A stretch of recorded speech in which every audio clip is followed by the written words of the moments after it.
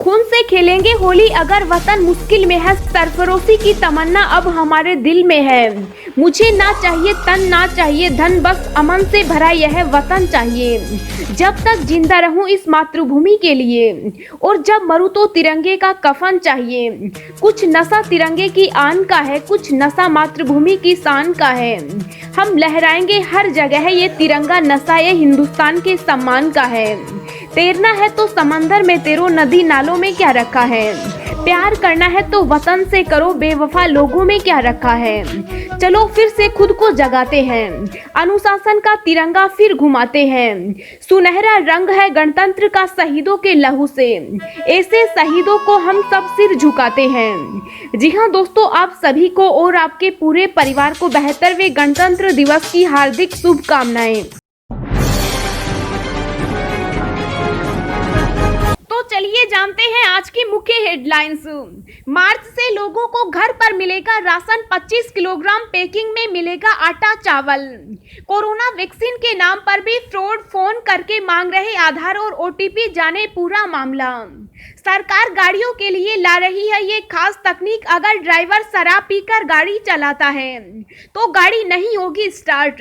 LAC पर फिर झड़प, भारतीय सीमा की ओर से घुसपैठ करने आए 20 चीनी सैनिक जख्मी। 26 जनवरी को ही क्यों लागू किया गया था हमारा संविधान, जाने कैसे है यह बेहद खास और अलग। दिल दहला देने वाला हादसा, प्लेन क्रैश में मारे गए 4 खिलाड़ी। जी हाँ दोस्तों, और भी बहुत बड़ी काम की खबरें निकल कर आ रही है, इसलिए वीडियो को लास्ट तक जरूर देखना। तो चलिए जानते हैं एक एक करके तमाम बड़ी खबरों को। पर इससे पहले अभी तक आपने इस वीडियो को लाइक नहीं किया तो लाइक कर दीजिए। तो चलिए वीडियो स्टार्ट करते हैं। कोरोना वैक्सीन के नाम पर भी फ्रॉड, फोन करके मांग रहे आधार और ओटीपी। जी हां, कोरोना वायरस के खिलाफ जहां देश में वैक्सीनेशन का काम जोर शोर से शुरू हो गया, वहीं जालसाजों ने वैक्सीनेशन के नाम पर धोखाधड़ी का नया खेल शुरू कर दिया। केंद्र सरकार ने देश भर के लोगों का कोविड वैक्सीन ओटीपी स्कैम से सतर्क रहने की सलाह दी। जालसाज लोगों को फोन करके कोरोना वैक्सीन के नाम पर आधार कार्ड नंबर और ओटीपी मांग रहे हैं। सरकार का कहना है कि इस तरह की किसी भी कॉल पर भरोसा न करें। पीआईबी फैक्ट चेक के आधिकारिक ट्विटर हैंडल ने नागरिकों को इस संबंध में चेतावनी जारी की। इसमें बताया गया है कि कुछ जालसाज लोगों को फोन करके खुद को ड्रग अथॉरिटी ऑफ इंडिया से बताते हैं। वे कोविड वैक्सीन वितरण के नाम पर वेरिफिकेशन के लिए आधार कार्ड को एक ओटीपी मांगते हैं। आपकी इस जानकारी का इस्तेमाल ठगी के लिए किया जा सकता है, इसलिए किसी को भी फोन पर इस प्रकार की जानकारी न दें। अगर आप ओटीपी जैसी जानकारी दे देते हैं तो जालसाज आपके आधार से लिंक बैंक अकाउंट को खाली कर सकते हैं। सरकार गाड़ियों के लिए ला रही है ये खास तकनीक, अगर ड्राइवर शराब पीकर गाड़ी चलाता है तो गाड़ी नहीं होगी स्टार्ट।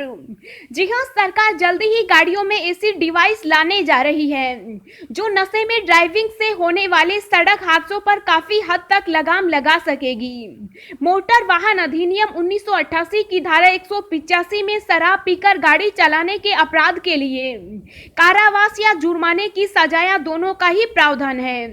बावजूद इसके शराब पीकर ड्राइविंग करने वालों की तादाद में कोई कमी नहीं आ रही। अब सरकार ने ऐसा रास्ता खोजा है जिसके बाद अगर शराब पीकर कार चलाने की कोशिश की तो कार स्टार्ट ही नहीं होगी। सरकार ने ट्रैफिक पुलिस को नशे में ड्राइविंग रोकने के लिए एल्कोमीटर दे रखे हैं, लेकिन इनकी संख्या भी बेहद सीमित है।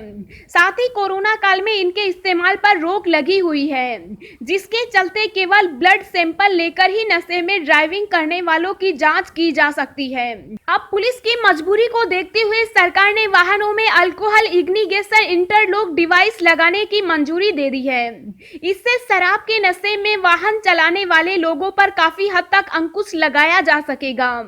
इस डिवाइस को कार के इंजन के साथ लगाया जाएगा और जैसे ही ड्राइवर कार ड्राइव करने के लिए बैठेगा तो उसे पहले इस डिवाइस में फूंक मारनी होगी, जिसके बाद यह डिवाइस जान लेगी कि ड्राइवर नशे में है या सामान्य। जैसे ही ड्राइवर कार में बैठेगा तो इग्निशन देने से पहले उसे डिवाइस के ऊपर लगे पाइप पर फूंक मारनी होगी।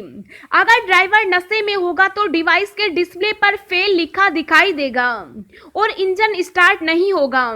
वहीं सामान्य होने पर डिवाइस पर पास लिखा दिखाई देगा और इंजन स्टार्ट हो जाएगा।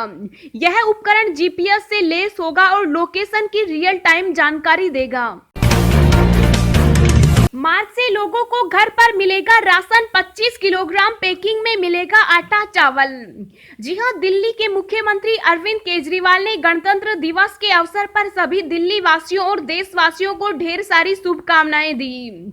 उन्होंने कहा कि पूरा विश्व, पूरा देश और हम सब दिल्ली वासी पिछले 1 वर्ष से कोरोना महामारी से जूझ रहे हैं। यही कारण है कि हमने अपना स्वाधीनता दिवस भी और आज गणतंत्र दिवस भी हम दिल्ली सचिवालय में मना रहे हैं। मुख्यमंत्री ने कहा कि यह बड़ी खुशी की बात है कि दिल्ली सरकार सरकारी राशन की डोर स्टेप डिलीवरी चालू करने वाली है। मार्च माह से यह व्यवस्था पूरी दिल्ली में लागू हो जाएगी। इसके लिए लाभार्थियों को अब राशन की दुकान पर नहीं जाना पड़ेगा। उनको दिल्ली सरकार घर बैठे ही एक शानदार पैकिंग में यह सभी चीजें उपलब्ध कराएगी। 25 किलो की एक शानदार पैकिंग में आप 15 किलो साफ सुथरा गेहूं का आटा और 10 किलो चावल की बोरी बनाकर आपके घर डिलीवरी करा दी जाएगी। मुझे लगता है अपने आप में यह एक बहुत ही क्रांतिकारी कदम होगा। पूरी राशन व्यवस्था को बदलने के लिए हमारी सरकार ने गजब का काम किया है। भारत टॉप 15 कोरोना संक्रमित देशों की लिस्ट से हुआ बाहर, हर दिन होने वाली मौतों में भी गिरावट। जी हां, कोरोना संक्रमण के मामले में भारत के लिए एक अच्छी खबर है। भारत में कोरोना के मामले धीरे धीरे कम हो रहे हैं। हर दिन आने वाले ताजा मामलों में गिरावट आ रही है। भारत अब उन टॉप 15 संक्रमित देशों की सूची से बाहर हो गया जहां कोरोना की वजह से हर दिन बहुत ज्यादा मौतें हो रही थी। भारत में पिछले 24 दिनों में हर दिन होने वाली मौतों में कमी दर्ज की गई। अगर पिछले 11 दिनों के आंकड़े को देखा जाए तो देश भर में 200 से कम मौतें हुई। मौतों के कम होने के मामले में भारत अब 16 से 20वें नंबर पर है। कोरोना की वजह से अमेरिका में अभी सबसे ज्यादा मौतें हो रही है। दोस्तों, अगली खबर जानने से पहले वीडियो को एक छोटा सा लाइक जरूर करें। एलएसी पर फिर झड़प, भारतीय सीमा की ओर घुसपैठ करने आए 20 चीनी सैनिक जख्मी।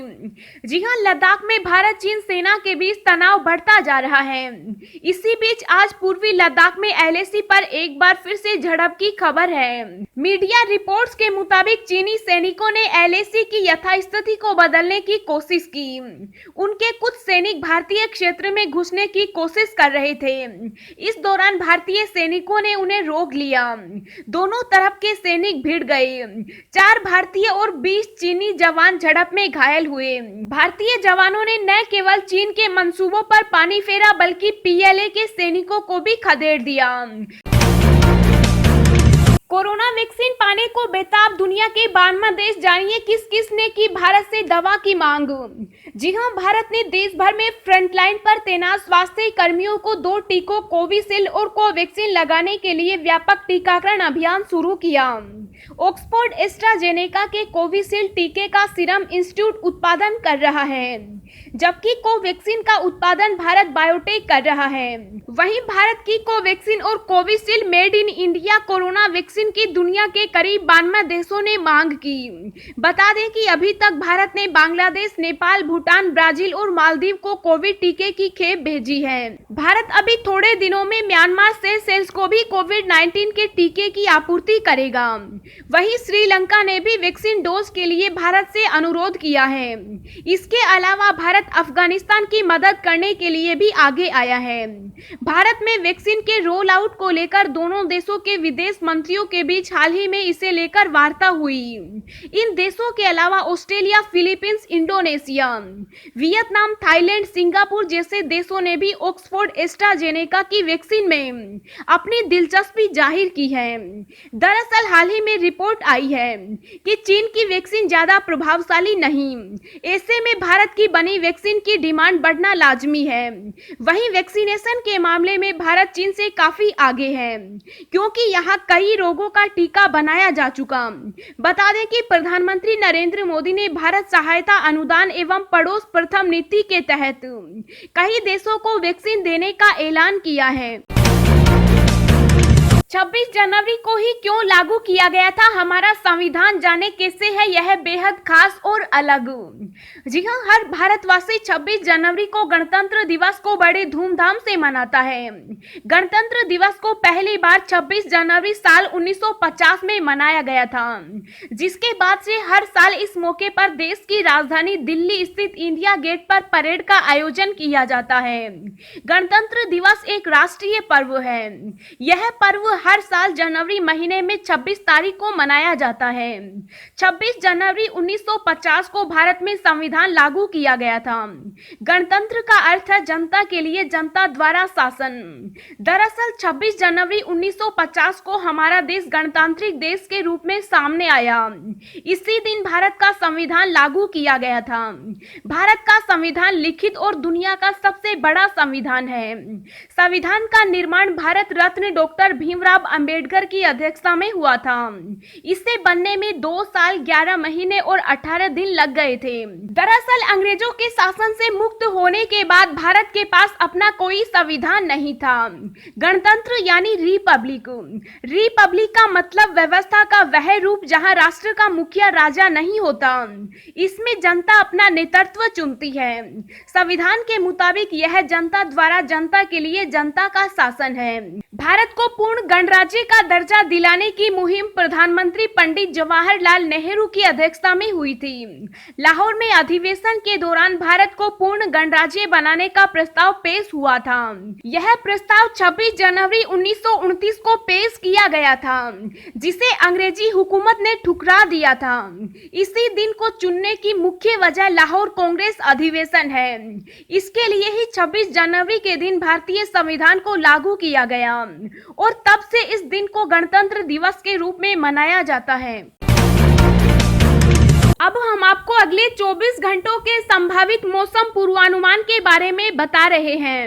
अगले 24 घंटों के दौरान पूरे देश में मौसम शुष्क रहेगा।